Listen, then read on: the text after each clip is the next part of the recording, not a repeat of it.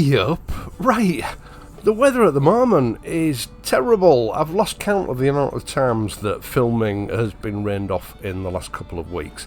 I normally have several sort of rainy day files squirreled away on my hard drive so I can sort of go to them when the weather gets in the way of things, but I've used everything up. In fact, Wednesday's video wasn't due to be released until today, Friday, but I had to bring that forward because filming for another project basically was shut down on Monday because of rain. And things didn't get any better for Wednesday's filming. You know, I was hoping we were going to get a break in the weather, and it's the West. It's been for 2 weeks, an absolute deluge all day. But Wednesday's video about the Classic 350 raised quite a lot of questions, so I thought I would fill today's video in with that, at the risk of repeating myself, because the subjects I'm going to cover in today's video really I think I have dealt with before, although, you know, it was a couple of years ago at least. And that is all sort of surrounding the subject of motorcycle touring. Now, at the end of the day, it's up to you how you conduct yourself whilst motorcycle touring. You know, it's whatever suits you, but it's obvious that a lot of people make it difficult for themselves and then regret it later on, or regret it at the time. But one thing that did crop up on Wednesday's video in the comments section were the amount of people that had taken classic 350s over the last couple of years on epic journeys. You know, they'd set off from the UK, they'd been all the way down to the southern end of Spain and back, with a pillion and luggage. Loads of different trips all over Europe, all over the UK, and even some guys in America that had done some huge journeys, certainly by European standards, on the humble little Classic 350 Reborn, all with pillions. And one thing I did notice about a lot of these commenters is that there were older guys, you know, my age or even older, experienced riders that have been at it for decades. Now, actually, I better make a little correction, because one or two of them mentioned that they were on a Meteor 350, and I think someone mentioned a Hunter 350 as well. The Meteor, of course, is just like the classic and eminent motorcycle for touring. It's a very similar chassis, same engine. The Hunter, I'm not so sure about. I would like to hear Hunter owners' comments about touring, especially with the pillion and luggage. The configuration of that bike is somewhat different to the Meteor and the Classic, and I would love to hear the stories that owners of that bike might have about touring over the last few years, because it's been out about 3 years now, has it? 2 years? I lose track, but yeah, I would love to hear your stories in the comments on this video. And I would also like to say, you guys have my respect. You know, you've proven what I've been advocating for a long time. Now, before we go any further, let's just get this out of the way. Now, first of all, can I ask you, if you enjoyed this video, please leave a like and subscribe to the channel if you're not already a subscriber. 70 to 80% of the people that watch my videos are not subscribed, which means that if I upload any content in the future that they might be interested in, they won't be alerted. So subscribe to the channel, hit the notification bell, and ensure that your notifications are enabled. Whilst we're on that subject, people are still constantly telling me that they've been unsubscribed from the channel and they don't know why. I don't know why either. It's just something that's always happened with YouTube, and over the last few months it's been worse than ever before. So please check your subscription status on a regular basis, not just for my channel, but for all channels.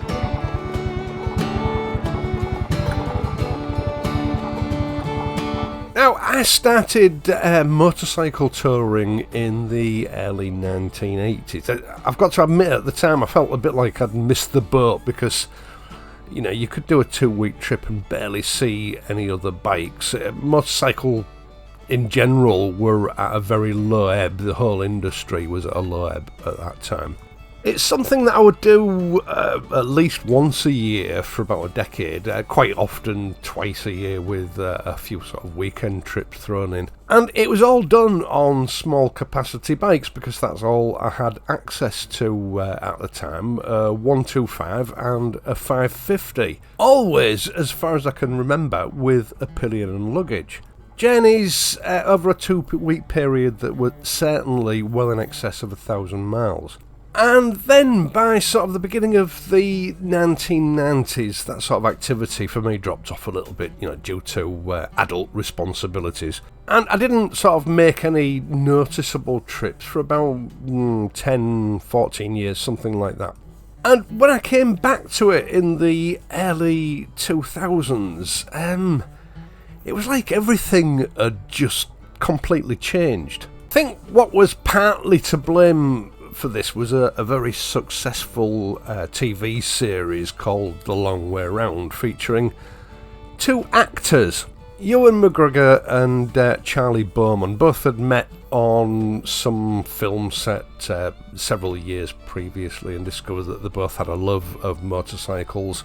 And they managed to get all the right people and resources together to make a TV series documenting a massive, I think it was 19 or 20,000 mile trip on BMW GS 1150s. This was a very extreme trip, so extreme in fact they were meant to be doing this on KTMs, I believe, and at the last moment when KTM found out exactly what it was that they intended to do, they pulled out and BMW stepped in and saved the day. KTM pulled out because they thought the journey was madness. Now, let's just clarify what this was. This wasn't two guys just doing a tour. This was a money-making enterprise, a TV series, and as a TV series, it had to include every ingredient that would make people want to watch it. Drama. To some degree, I think acting. And they had a huge backup crew. They had at least 2 4-wheel drive vehicles assisting them, medical staff, catering staff, mechanics, and of course all the staff required for making a film, because that's what they were doing, they were making a film. I don't doubt the overall authenticity of this series, not for a moment, but it was a series designed to entertain. And to my mind, it spoiled motorcycle touring worldwide. Obviously, BMW did very well out of that series. It was a huge success, and their marketing team jumped all over it, and just about every other motorcycle manufacturer brought out their version of the GS. A model that had started life as a Paris-Dakar racing machine had now become the Adventure Tourer. It set a false standard, a lie, as to what motorcycle touring is. A lie that young motorcyclists, when was it? 2004, 2005, who aspired to do some motorcycle touring, fell for hook, line and sinker. And even those who, had no aspirations to go off-road, they wanted a normal road-going tourer, wanted to emulate this journey, this series, in some way. They had to cover huge, unrealistic distances in the shortest possible space of time, so it had to be a big bike. And, just a few years later, when I started to tag along with some friends and acquaintances on motorcycle touring trips, it was clear that they were basically trying to copy The Long Way Round. They felt it necessary to put themselves through some sort of ordeal they had to suffer, like Charlie and Ewan had. What was once a pleasant pastime of travelling by motorcycle and seeing new sights, visiting new places, had suddenly become a regimented, time-controlled, distance-hungry ordeal that would prove their manliness. And motorcycle marketing and journalism was quite happy to feed from that and perpetuate the myths and lies. And so it seems nowadays that any motorcyclist, certainly in his 40s, moving all the way down to newcomers to motorcycle touring, deny themselves of the pure pleasure and joy of what real motorcycle touring is. The Oxford English Dictionary, and most other dictionaries for that matter, define tour as a journey for pleasure in which several different places are visited. There's no mention of huge distances. A tour can be 50 miles. It doesn't have to be a grueling 2,000-mile trip to a very strict time limit. In fact, I would argue that that is the exact opposite of a tour, because, that's just not enjoyable. That's stressful and grueling. It's also potentially unsafe. Riding a motorcycle beyond your ability to endure it is potentially a recipe for an accident. I personally think that this preoccupation for large capacity, heavy, high-speed machines compounds that danger even further. I mean, going back to those trips in the early 2000s with, companions, all of us on motorcycles between 1,000 and 1,200 cc's. Because of the ridiculous sort of itinerary that had been set within a couple of days, everyone would be miserable. There would be ratty. There would be ill-tempered. There would be argumentative. It wasn't enjoyable being around them. And that's a story that I've heard from other people time and time again in the comments on this channel, where they've got halfway through a tour with friends and all they've wanted to do is turn round and go home because they've had enough. They're just not enjoying it.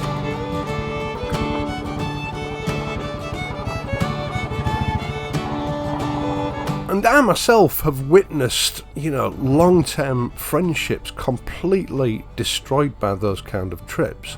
Now, of course, this whole mindset as to what motorcycle touring should be was reinforced by The Long Way Down, the sequel to The Long Way Round, and I think they made one or two after that didn't do so well. And then we've got YouTube channels who also, in their own way, try to emulate these kind of trips, constantly reinforcing the minds of both new and old motorcyclists as to this is what motorcycle touring is. And like I said earlier on, it's a complete lie. Your ultimate large capacity touring motorcycle is not the ultimate motorcycle to tour on. Just going back to those numerous comments in my last videos from these, old timers on the 350cc single cylinder motorcycles, the predominant words in those comments was relaxing, taking my time, enjoyable. Because they are old timers, they know how to conduct themselves when touring with a motorcycle. Granted, some of them it was only a few hundred miles over a couple of days. Some of them covered 2,000 or 3,000 miles. And although I'm sure there may have been one or two sort of frantic days where they had to make a big hop from one destination to another, by and large, they took the time. They allotted a reasonable amount of time to do those journeys, and they didn't bite off more than they were able to chew. And the impression that I got from most of them is that it was just them and their pillion. There were no other bikes involved. Some even openly admitted that they'd trailered the bikes to the sort of main area that they wanted to tour in so that they could make quick progress along motorways, which I personally think is very sensible. That is still motorcycle touring, and is not cheating by any stretch of the imagination in my book. It doesn't have to be one huge continuous journey in a massive hundreds or thousands of mile loop. The way I used to do it back in the 1980s with whoever was riding pillion with me is we would take a couple of days getting to somewhere like Scotland. We would take our time, we would stay somewhere overnight. That was all part of the tour. Then when we got to our destination, we would either book into a bed and breakfast or into a campsite for a week or 10 days and use that as a base camp to tour from. So, you know, each day we could do 50 miles if we felt like it, we could do 100 miles, we could do 150 miles, but then return back to the same place to plan whatever trip it was that we were going to do the following day. That is touring. And then it would take us a couple of days to get back home. That was ultimate, enjoyable motorcycle touring, unhurried, relaxing, enjoyable. Exactly what any tourist does when they're on holiday. When you conduct a motorcycle touring trip, you are a tourist that just happens to be on a motorcycle. You don't have to be on a large capacity 10, 15 or £20,000 plus motorcycle to tour. Even if you're taking 3 months out and you're planning on covering huge distances, a small bike will do those distances just as well. Maybe not quite as fast, but at least you won't have a pile of speeding fans waiting on your doormat for you when you get home from all those speed cameras that you didn't spot. A sub 500cc motorcycle is just as capable of touring as 1000cc plus.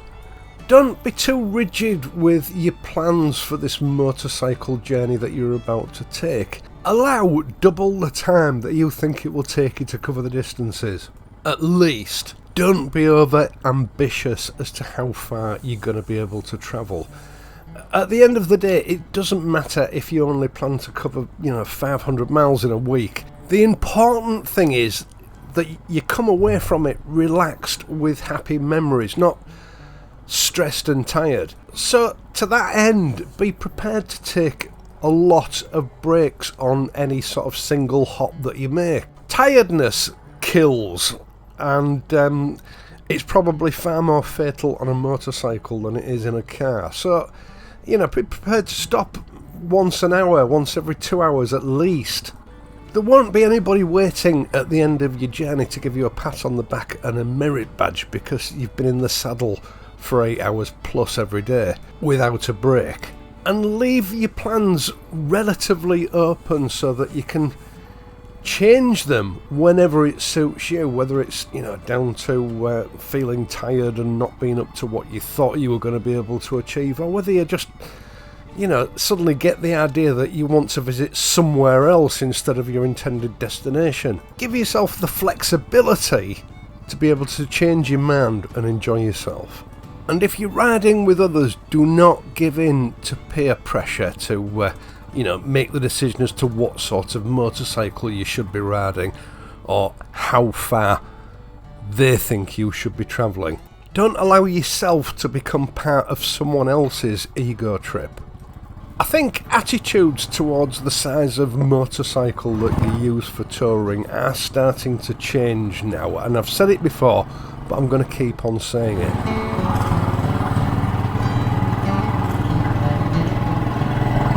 A big, expensive touring motorcycle does not necessarily provide you with the best long-distance touring experience.